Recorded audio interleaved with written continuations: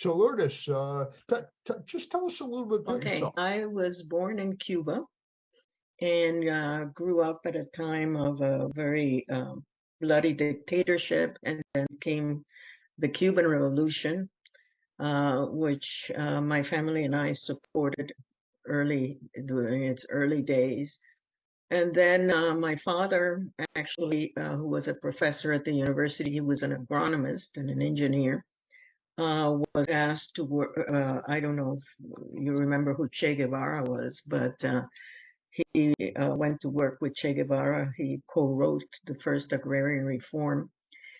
And but then he had some troubles at his job because he wanted to have cooperatives be part and parcel of the agrarian reform, and Che and others were more interested in state-owned land. So to make a long story short, we had to leave the country to the United States, did my undergraduate and 2 graduate degrees.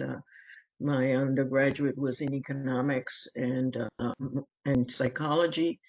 My master's degree was in psych, and my PhD at NYU was joint sociology, psychology, interdisciplinary PhD. Let's see what else. And then the Vietnam War was raging, and I was involved in anti-war activities. And it was a little bit dicey because I was not a citizen of this country. I was a permanent resident. And if you get caught in a demonstration and put in jail, and you only have a green card, particularly at that time, and the jail was connected with anti-war activity in particular, you did not have a nice time. So I had to leave the United States for Canada, lost my permanent residency card, and could not return here for about 10 years, actually, until there was an agreement with the government that some of us could return. And so I began to travel to India. And although I grew up in a meat-eating carnist society, particularly at that time, I think things have changed in Cuba and in other parts of Latin America. But at that time, vegetarianism or veganism was not even talked about. So I began, exploring with people, not necessarily among Buddhists and Tibetans in India, but among people in other traditions, and became very, very interested in really becoming a vegan. I had started to do so earlier, but my stay in India finally made it possible because most of my friends there were not Tibetan or Buddhist, actually, but were all vegetarians at least, and many of them vegans. So I have been a vegetarian first and a vegan now for many, many years. And, unfortunately right now, I came to live in a retirement community in Southern California. And although this community is supposedly designed to be of people who work against, all the things that are happening related to climate change, recycling, and everything like that. The meat offerings here are daily, sometimes twice a day. And so I simply don't eat with the majority of people here. And any attempt to try to say this is not right, even to invoke climate change, doesn't make any difference. They continue to eat, 7 days a week, once a day, for people who live in independent living like myself, and almost 3 times a day to people who live in assisted living, because even during breakfast they have sausages and so forth. And there is no way that we have been able to make a dent on that. It's a extreme carnism I think, however, the younger people are more amenable to change, and I'm seeing this particularly among the Black community. There's because many of the Black leaders in the various communities are linking, the struggle against meat eating with social justice concerns.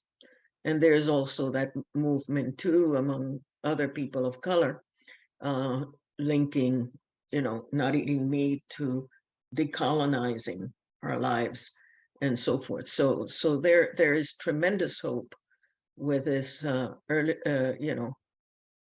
younger generation than with folks oldies like me. I think also that there's a lot of interest in the Latinx community. And I'm seeing, little restaurants all over the place emerging that are vegan or at least vegetarian, which I had not seen before. And like I mentioned before, in Cuba, things have changed. There are vegan restaurants right now there. I'm not saying that carnism is not present there, because it is, but it is amazing the changes that have taken place there. People say, well, it's because they cannot get meat because the situation is difficult in Cuba. Yes, that's part of it, but there's more than that. There's a tremendous emphasis right now that I never imagined could happen with animal welfare, given our agricultural background and so forth. And so I'm really hopeful, with what I'm seeing, particularly among the younger generation and particularly among people of color. That's encouraging. So when you say that in your community now, if I understood correctly, we're talking about veganism and maybe the Dharma and the Buddha and the Buddhist path and compassion and that sentient beings should not be harmed by us. It's not really taking. Is this to your sanghas and the people? No. For example, in my monastery, I don't live in my monastery. I teach there. The Lama Drupon Samten Rinpoche, who actually died last year, was a vegetarian, and the nuns and the monastics there are vegetarians. They're new ones now, but in the past they have all been vegetarians. And during our events, the food was vegetarian, although many of the people who were coming were asking for meat. But anyway, that's another issue altogether. But so I think that is okay. What I'm talking about, this is a retirement community, and I live in an independent house.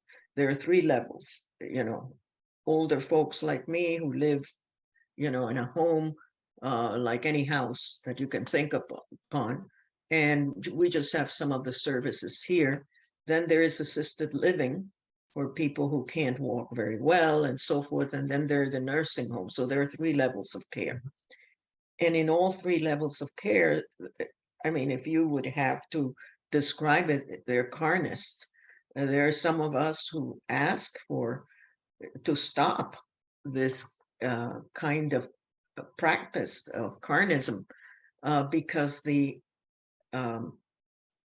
community, even if they don't talk about animal pain and animal welfare or something like that, claims to be a sustainable community.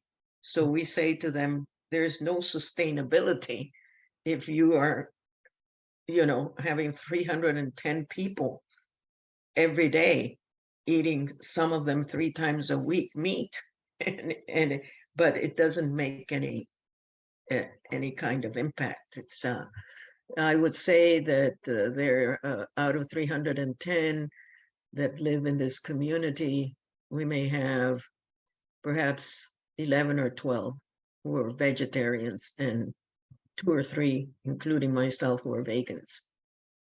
Interesting. I mean, wow, you've had such an interesting life, and I want to highlight a few of those things. You give us a really nice overview, Dr. Argüelles, into your background and your life. starting out in Cuba. And so you were in India, and I think it was in Dharamsala, if I'm not mistaken. Could you tell us about that? For a while, I've lived in India, not necessarily always in Dharamsala, not necessarily always connected with the Tibetans. I have spent some time with other communities. I've done a little bit of Vedic studies over there, and most of the people in those Vedic traditions have been at least vegetarians.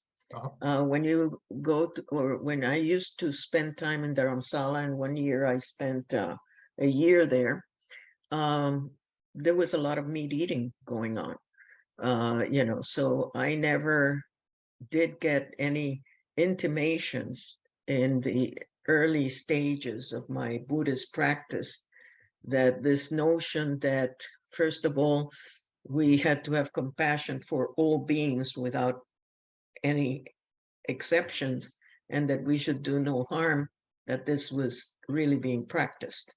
And so, so it is not there where I really was deeply touched by, you know, people who were trying to be and were being compassionate with all beings.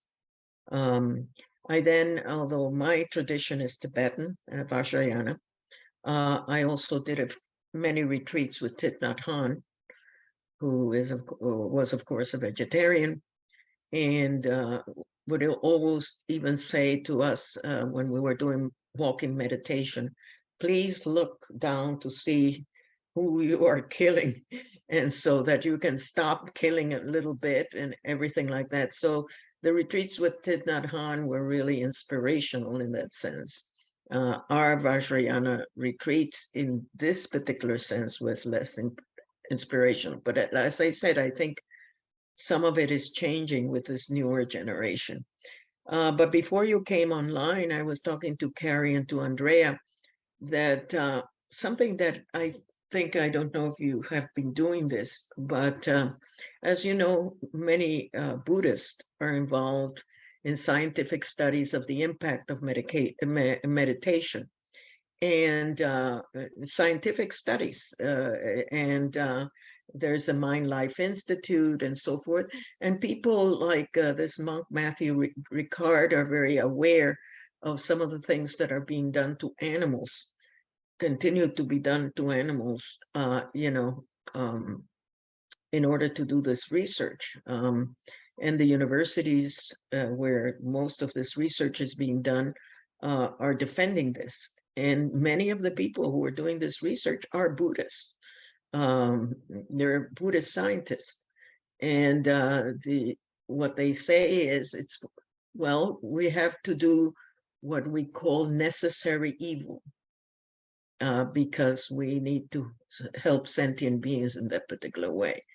And the necessary evil is done testing cosmetics, you know, doing all sorts of horrible testing on animals. And I think that's something to be discussed, particularly in Buddhist settings, because these scientists, some of them very well known, are all Buddhists. So, you know, so that's another issue that I'm very much interested in. Is Richie Davison one of the people that you know, if he's worked with, I think either neurologist or a neuropsychologist? I don't know exactly who is doing what. Yeah. But I know that there are a lot of people that are Buddhist scientists and who will say this. It's a necessary evil, because in order to improve the lives of human beings, we need to do this research. For example, there is a professor right now, I don't know if she's a Buddhist or not, which has created a ruckus at Harvard. Her name is Margaret Livingston, and she has been shutting the eyes of quite a few monkeys in order to do research to improve vision and so forth. And we have had debates among Buddhists who support that. And I don't know what you think about it, but I think there are right now many models that you can utilize to do research. Yes. And even if it has a tremendous impact on humans, I think it needs to be understood that these beings are not for our consumption, whether eating them or putting them in those horrible kinds of situations in labs. So, I mean, this is not even killing them and eating. This is just torture for years and years, years of not even seeing the sky, um, with their eyes shut and everything like that. So I think that that's important to address. Yeah, when we started out, we thought we would DVA, that is, we thought we would take up issues like animal testing and all. And we realized we have so much on our plate just with the food that Buddhists around the world are eating. Oh, no, I think but you need to do that. But I think we also, at some point, even if it's a side kind of thing, mentioning it so that the practices change, Yeah, we did a little work with one big center on the products that they were offering, not selling, but offering like shampoos and conditioners. And there was some harming of animals to get those products to the yogis who were at the retreat, and they were willing to change. But we had to find a similarly, since I can't say the word right now, similarly priced product. And then they substituted that for. So I wanted to ask you a bit more about your training as a Tibetan Buddhist and your teaching now, because when we first talked, you told me about that and the different people that you're teaching and all. When did you actually start opening to Buddhism? Oh, I started opening to Buddhism when I was very, very young. But I did not start teaching until about 15 years ago when I got ordained as a Ngakma and then installed as a Lopon, which is as a senior teacher in the Drikung tradition. I think, but my interest in teaching about the issues that you're working on in terms of animal rights, compassion, and so forth, I began doing this kind of work earlier than my Buddhist teaching practice began. I was an academic until about a decade ago. Began very young. I got my degrees very young. And so I taught, for example, in many education departments, and usually in the summers, I would teach teachers. And I had classes on animal welfare and rights, because I felt that that was, something that could have an impact. And then I got a chair in MacArthur Chair Award, and I taught at Pitzer College. And of course, as you know, animal abuse is very much linked to domestic abuse and so forth. So I always tried to link what was happening to animals to what was happening to people. Not necessarily invoking any Buddhist teachings or anything like that, but just simple research, that had been done years ago and continues to be done. And who is doing the torture and how is it being, kind of, what can I say, supported. Like I said, animal torture is always supported by rationalizing the necessity of evil.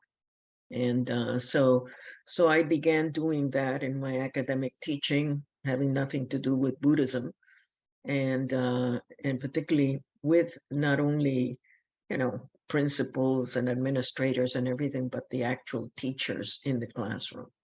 And there's quite a bit of now work there, a curriculum to do that kind of work. At the time I started, there was very little, but now there are a considerable amount of books and materials that you can do that work in the schools.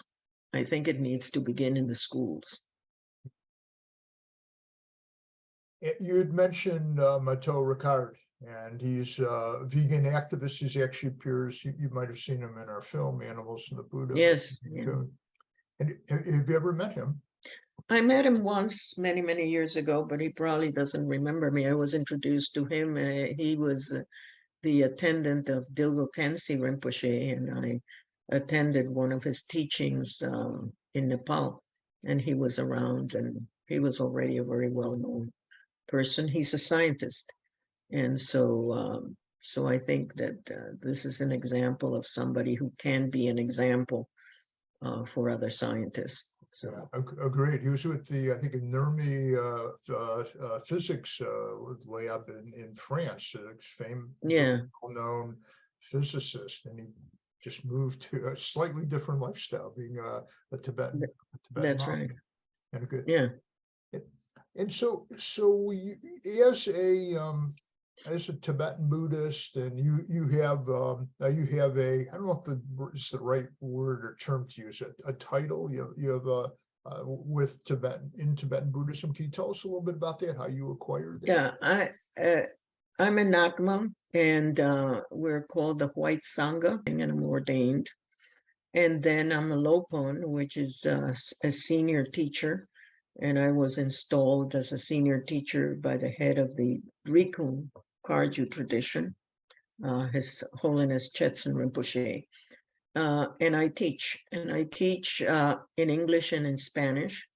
My monastery has a sangha in Mexico City and some in Puebla. And so I'm teaching, well, I've been in Mexico several times, but I'm teaching primarily now via Zoom in Spanish. And then I teach in English. Right now, I've been teaching a course on how to be helpful to oneself and to others during the death, dying, and rebirth periods.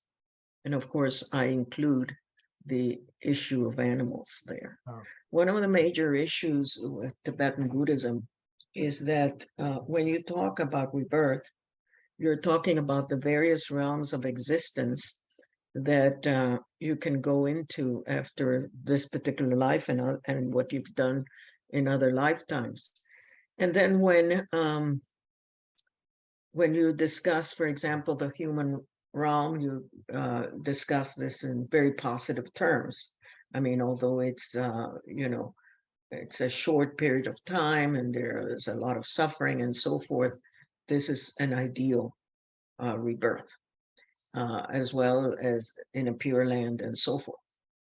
When you talk about the animal realm, then it becomes a punishment.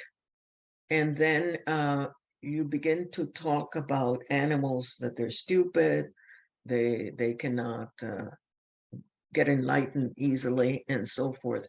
So I think that makes an impact on people. And so we, in spite of the fact that compassion should be for all living beings, that we need to take into consideration all living beings in our practice, then you have this animal realm, and then the discussion of who are the animals becomes problematic. I remember one time I was in a teaching at a monastery, and the teacher was talking about animal realms and was saying all sorts of things about animals were stupid and this and this and that. So I brought up certain research on animal intelligence, and the Lama got very mad at me because he said that I was trying to say that the animal realm was great and all this kind of thing. So, there are things in the tradition that if they're misunderstood, then it sort of, how can I say it, adds to what we hear in our everyday lives. So if you are somebody who hears in your home animals are less than we are, animals. We have the right to use them in particular ways and to eat them. And then you read these things, then I think you're impacted by it. So I think we need to teach in particular ways where we can say, and I learned this from a very interesting Lama who just died recently, Lama Zopa Rinpoche, who, really made a point of having always in monasteries animals and, talking about them and talking about their enlightenment and so forth. So I think it's a culture that we need to address. And that's what I've been trying to do, not only as a Buddhist teacher, trying to bring in every time we speak about any of our practices, animals, but also, also talk about the necessity of really paying attention to what the Buddha actually said or did not say is not that important. The tradition says very clearly, do not differentiate between any being, period. And second of all, try to benefit all beings. And third is do not harm. What the Buddha said, whether he ate pork and then died and he ate mushrooms like Thich Nhat Hanh used to say, and he died, that's not important. The Buddhist traditions and all traditions are very, very clear. And I think that that's what we should emphasize and not get into what the Buddha said early on, what are in the Pali Suttas, or what is in the Vajrayana tradition, or if the Tibetans had to eat meat because they didn't have vegetables and all this kind of thing. Right now, we are in the 21st century, and I think we need to be very clear that if one is a Buddhist, we need not to torture beings. We need not to eat beings, we need not to experiment on beings, I think those little things about who said what, and it's not necessary now.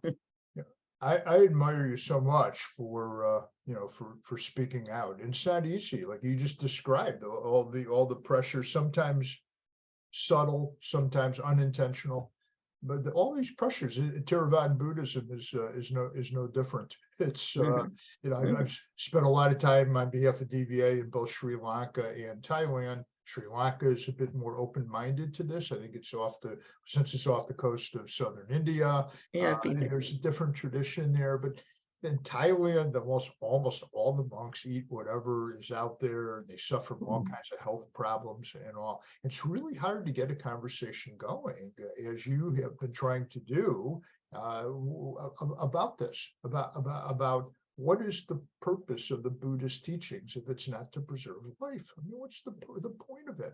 And that's actually why I came to Buddhism. Then I was a bit disillusioned because I would see all the teachers, the Western teachers, not so many monastics until later in my practice, eating animals and not really caring much about it, not really talking about it. I really applaud you for everything that you've done to just to put it out there in the conversation, so people have to deal with it.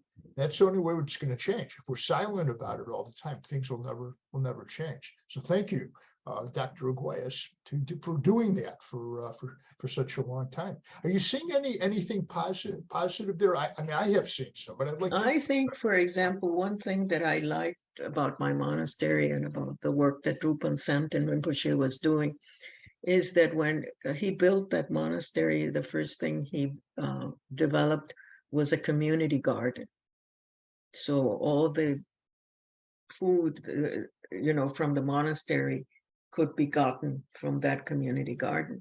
And you see a lot of monasteries with a lot of land. And, there is now ways in which you can develop those community gardens, that kind of agriculture. And I think that would be very important to try to get into there, so that the monastery could be self-sufficient in that way. And of course, do the agriculture also to be less harmful to insects and all this kind of thing. So I think we could make certain practices part of our Dharma practice. And I think a community garden in monasteries, or even some lamas teach in their own homes and everything like that, that could be part and parcel of it. Yeah, those are some good ideas. And you mentioned about teaching a good deal with Latino students. And have you seen any? And I understand that they're attracted to the Dharma and all. Do you see any positive signs there about being open to the message of respecting and not harming other sentient beings? Yes, I think there has been in Latin America a change, a very positive change, particularly among the younger generations. And it goes back to this notion that I mentioned before of decolonizing our culture. The argument is made that before the Spanish conquest of our lands, we were less meat eaters than the conquerors. Whether or not that is true or not true, I don't know. But both in the Black and the Latinx communities here, and also in Latin America, there's been quite a change since I grew up. Yeah. And I think many of the younger generations are open. I just had a conversation last night with one of my students who is a Latino. He's lives here in the United States. And I said, what are you reading lately? And he said, well, the book by Norman Phelps, The Great Compassion, and everything like that. And I said, really, really good. So I think there's an opening there. And I think that we should really follow, encourage it, and so forth. So I'm very optimistic. I know it's the work that you're doing is very difficult, and it must be very painful to you to see and perhaps think, oh, this is not going well or everything like that. But I think your work is very, very valuable, and I think it will become easier as the newer generations, become the older generations. So I'm very optimistic about that. That's one thing I'm optimistic about that. Yeah. So we hear this not only from you, but other teachers and also people that have no connection with Buddhism at all. And it is the younger generation. Now, PETA's got like a whole approach to younger folks. Yeah, last time I checked, those over 2 million people that were getting information from them. They seem to be the most open, which is not surprising, to change. And you mentioned Norm Phelps. So Norm was one of my mentors, actually, and he would have been on our original board. He would have been one of the founders, but he was ill at the time, so just could not take on anything more. That book, as we describe it on our website, at least we did, is the Bible of where Buddhist ethics and animal rights intersect. And he was, and you might know, Norm was a Tibetan practitioner for over 20 years. And so are there other, by the way, I'm going to open this up. I'll stop talking. There's construction going on, as I mentioned at the beginning, and here in our townhouse. And so if there's some banging, it's probably better that I mute myself. But I want to turn over to Carrie and Andrea in a minute. If they have questions they'd like to ask, I can jump on later. But are there other? You mentioned Lama Zopa, so we know we're very familiar with him. He's been put when he was alive. I know he died. Was it last year? The end of the beginning of this year? The last year, I believe. Last year. He was inspiration to so many people. Are there others? We mentioned, of course, Mato Ricard and others really, really famous people. Oh, I should mention Lama Surya Das.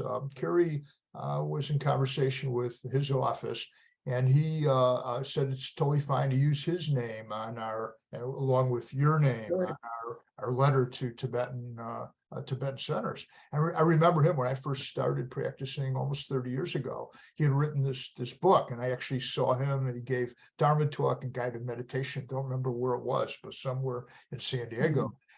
So this is encouraging. Are there other names out there that There's one Lama that I studied with.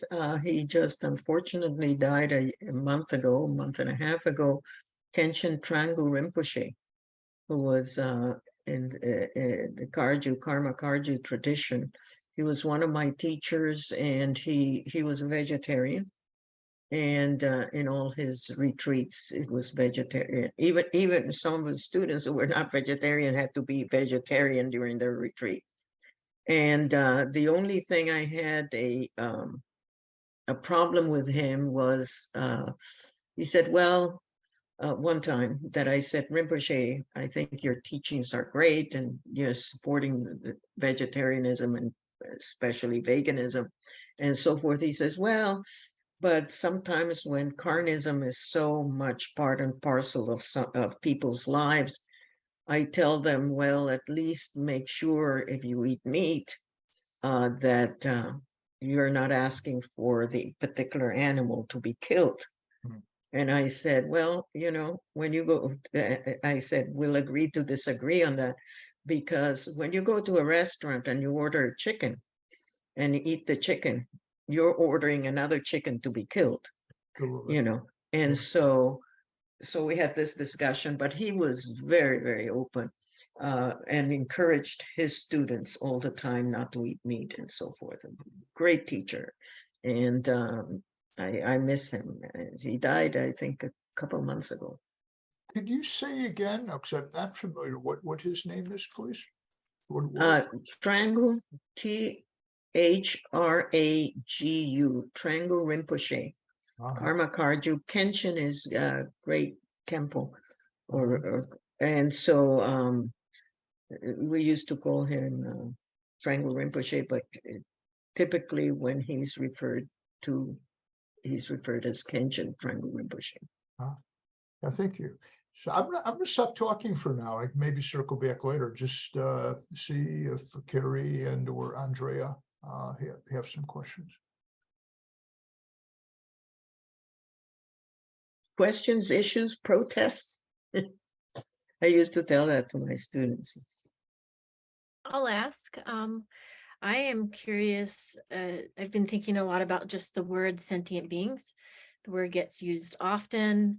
It almost seems like a word that just casually gets tossed around without the deep thought about who qualifies as a sentient being. So I'm curious if you could define sentient being and what individuals would be qualified within that. I like the term living beings because the word sentience is somewhat problematic. What does it mean? In the Dhammapada, for example, sayings of the Buddha, it is said that all living beings are fearful before danger. Okay. We have now a situation that we're going to have as animal welfare activists to address, because it is going to be used to encourage carnism again, which is the fact that there is tremendous amount of research on the intelligence and communication of plants. So in the Buddhist tradition, plants are not seen as living beings and certainly not as sentient beings. But the research is pretty clear. There's if you don't read anything else, there's a woman by the name of Monica Gagliano, who's doing tremendous amount of research in Australia, which, by the way, is not a very good country having to do with animal rights. But anyway, in her research on plants, and her and another scientist, an Italian by the name of Stefano Mancuso. And so people are now going to be saying, well, but if I eat plants, then, you know, it's the same as, well, it's not the same. But at the same time, we need to be, how can I say, grateful to plants. Whenever I eat, and I'm eating vegetables, plants, and so forth, I offer prayers to them. I try not to walk on grass and so forth because there are animals there too. So to me, to answer your question, Carrie, you know, the term sentience can be defined in many ways. So I prefer living beings, beings that are aware of their livingness, beings that are aware of danger, beings who communicate with each other. And I think that that's a more inclusive kind of approach to how I think. But, you know, other people might think differently, and, you know, that's fine. Thank you for sharing that, because I know it comes up often in conversations for people that are new to meditation and new to Buddhism. It's a question that gets asked because they want to understand, okay, we're talking about this so often, who would qualify? So to tie into that, one of the things that I understand is many people agree that animals have physical feelings, emotional feelings, similar to ours, maybe slightly different, but we feel pain, and whether that be physical or emotional, and or both. So I often come to the situations where there's people willing to not eat animal flesh, but still willing to eat animal products. And so I often am asking the question, well, you know, what about an egg-laying hen or a dairy cow or a honeybee? What about those beings? Do they feel pain? Do they experience emotional distress, etc.? And I just don't understand. Sometimes people aren't bridging that gap. So do you have any thoughts on why some beings are accepted a bit more in that realm of not harm than others? Well, I think if you look at how food is presented, and you go, for example, to a grocery store, and, you know, people see cageless eggs, you know. So the assumption is that, and perhaps there's a positive thing. It's worse living in a cage than being, you know, outside and then getting your eggs taken that way. But it's in my book, these beings are being their children are being taken away.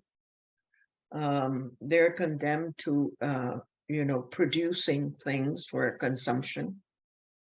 So I think the best way is to say, yes, those are some kind of improvements in animal products and so forth.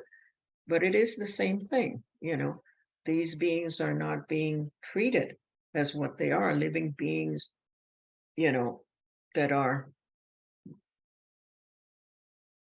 need to be respected.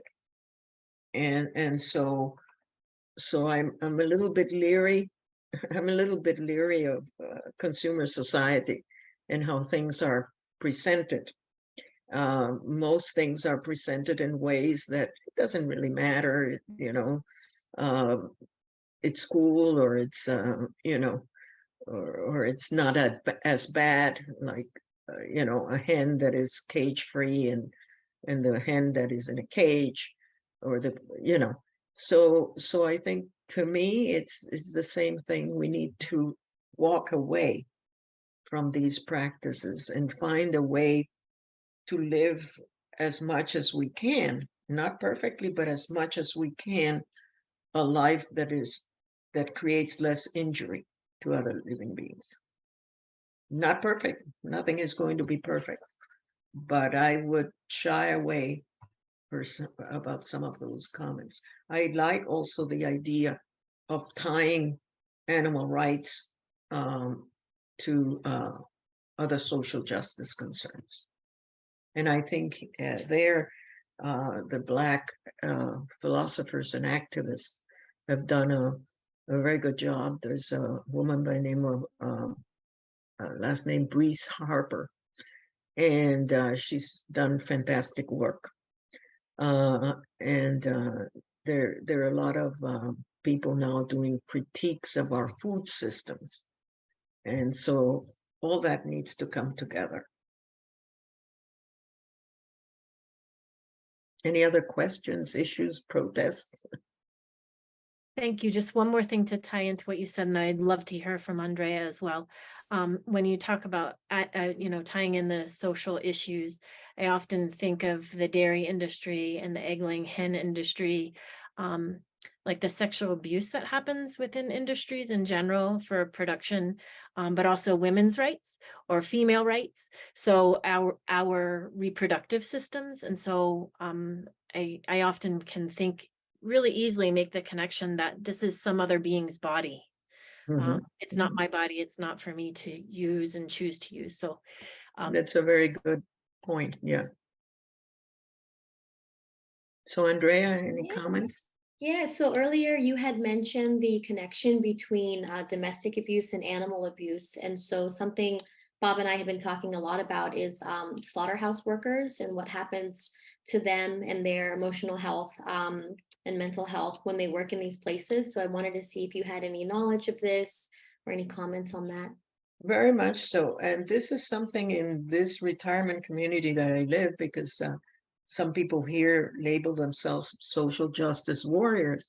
And I said, well, if you don't think about the animals, think about the slaughterhouses. The people who work there are usually migrants, including children. We're talking here about child labor under horrible kinds of circumstances. And I think that the slaughterhouse is really something that needs to be emphasized when you're teaching or trying to have a conversation about animal welfare, and that the abuse of the animal brings about abuse in the most vulnerable populations, and so this is really, really important. Yeah.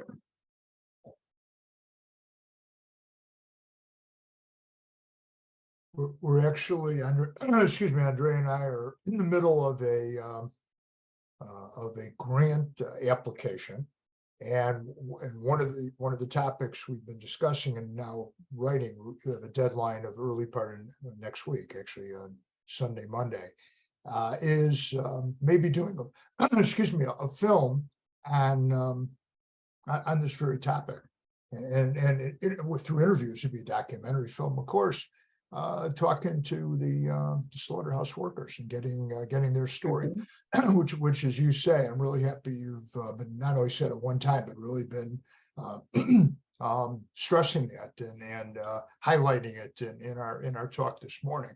I think it's really important and overlooked. So we may reach out to you in the future for some advice.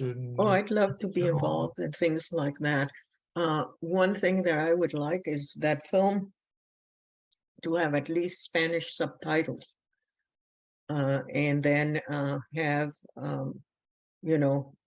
meetings not only in Buddhist centers or anything like that, but in Latinx communities, because this is really part and parcel of what's happening to us. And so yes, very, very much. If there's anything I can help, a letter of recommendation, anything that is something that I feel very deeply about. Thank you for offering, and we will be getting back to you for sure on that. Maybe just one final question from my side, my point of view here. So this might put you on the spot a little bit, and if it does, I know where you're going, but go ahead. I think you do. Is that the Dalai Lama? Yeah, but not to specifically talk about him, but so Carrie is, we got a great database, and she works with our communications director Charles, and we track like lots and lots of centers, hundreds, and we may be getting close to the 1,000 mark. I don't know. We get updated at least once a week. And so the two traditions that seem to eat the most animal flesh. So all the traditions eat animal products like dairy, eggs, etc. But with just animal flesh seem to be Zen on the one hand, even though we are told that Zen back in Japan is almost exclusively vegan, and of course Tibetan. So yeah, so the Dalai Lama is part of the question. I wasn't going to ask you specifically about him. You're welcome to. So like, what happened in Tibetan Buddhism? It's so many ways. It's a pure a practice. I spent very little time, a little bit of time with some Tibetan teachers years ago. What is it in your experiences that leads Tibetan Rinpoches and Lamas and modeling such behavior? What is it? Well, I think there are many excuses that are brought about. Indeed, within the Tibetan community to date, it's a very Karnist-oriented community with some exceptions.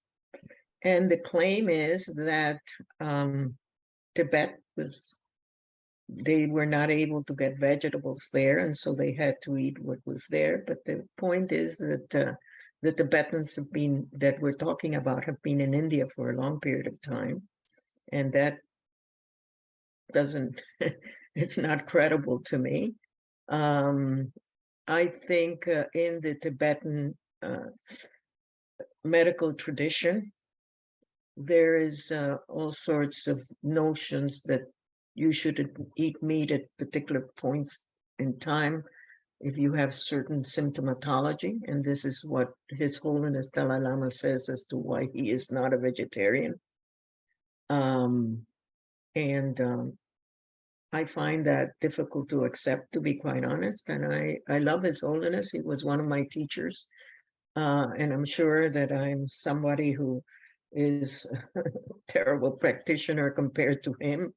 But I think that excuse is not a good excuse because he is a role model.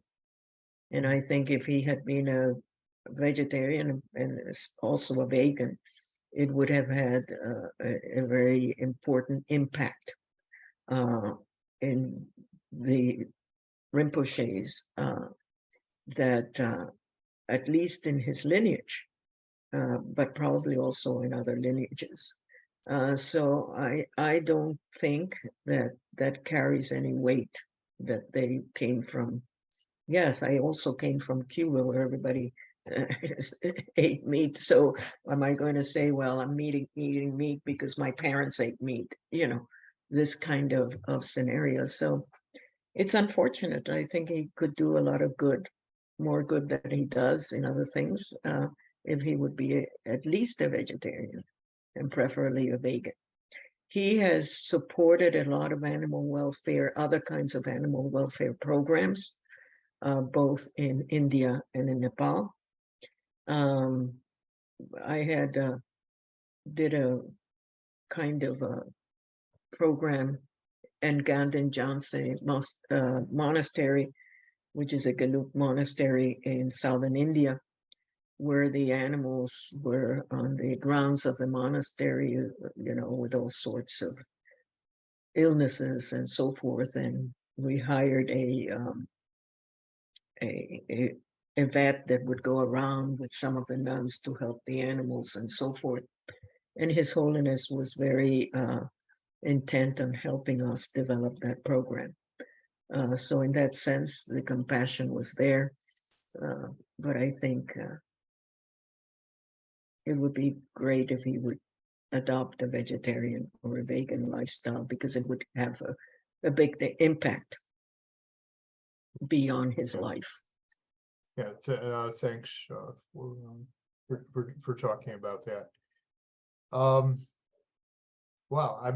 I'm pretty much out of questions. Let me give you a chance to say anything or talk about anything that we haven't covered that you want to elaborate on before we. No, I just want to thank you for all the work you do, the three of you, and also your board and other people who are working with you.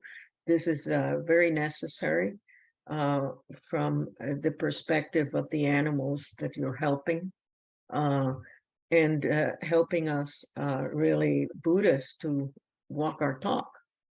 I think that that is very important, and you're at the forefront of that. So I admire you and I thank you for your work. And so anything I can contribute or be part of, I'd be very, very happy to do so. So thank you for your very kind words, and thank you for your lifetime of work in supporting the Dharma. You guys say, we say Dharma, as you know. I know. And people go, what are you talking Suttas. about? Yeah, exactly. Okay. The same teachings. Same thing. And all the wonderful and amazing work you've done to help animals.